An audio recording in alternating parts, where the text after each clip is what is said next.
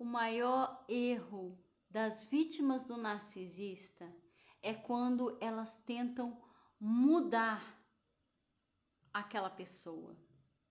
Amados, o narcisista, ele não muda. Ele vai sempre ter aquilo porque ele tem um transtorno de personalidade. E o que acontece? As vítimas, elas entram numa ideia ilusória que o amor delas vai salvar aquela pessoa. Elas entram numa esperança ilusória de que se ela fizer muito, se ela se doar muito, se ela fizer tudo, aquela pessoa vai reconhecer um dia o seu valor e vai se voltar para ela. Amados, não entre nessa de ficar acreditando de que você pode mudar um narcisista. Porque ele tem um problema que é tratável apenas com uma terapia. E para isso, ele precisa aceitar o tratamento. Para aceitar uma terapia, ele precisa entender e aceitar que ele tem um problema.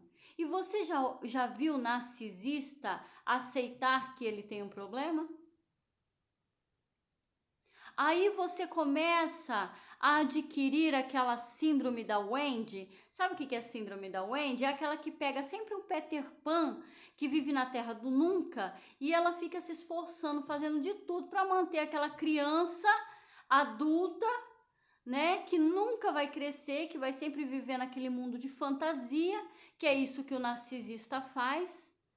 E aí você vai viver a sua vida em função do outro. Amados, você só vai conseguir desgaste, cansaço, dor de cabeça e você vai perder os seus dias, os seus anos, que eles não vão voltar mais para você. Então eu quero deixar um alerta aqui, porque tem muitas mulheres que muitas vezes até culpam até a Deus. Ah, Deus, por que o Senhor está fazendo eu passar por isso? Ah, Deus, por que o Senhor não muda o fulano? Deus, eu sou uma boa serva, eu acredito no Senhor, eu sou uma boa pessoa, eu cometo boas ações.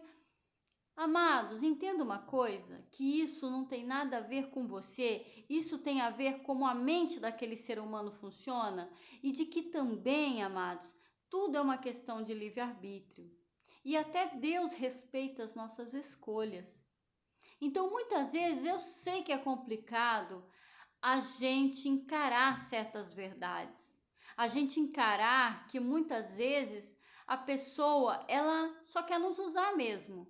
É difícil encarar que alguém fique com você apenas pelo aquilo que você pode proporcionar a elas e não pela sua essência.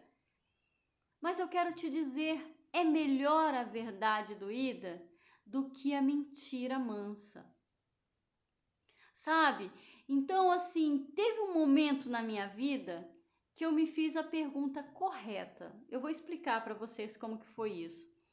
Eu fui em uma loja de artigos de embalagem e o estacionamento ficava na frente. Eu deixei, ficava assim do outro lado da avenida, né?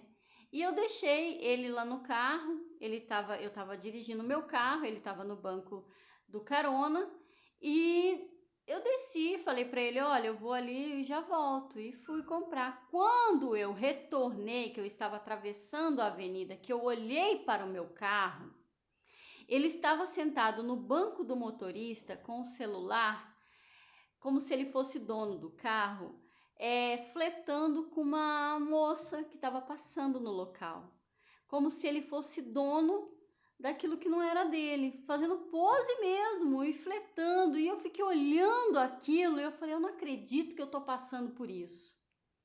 Mas, amados, eu me fiz a pergunta correta.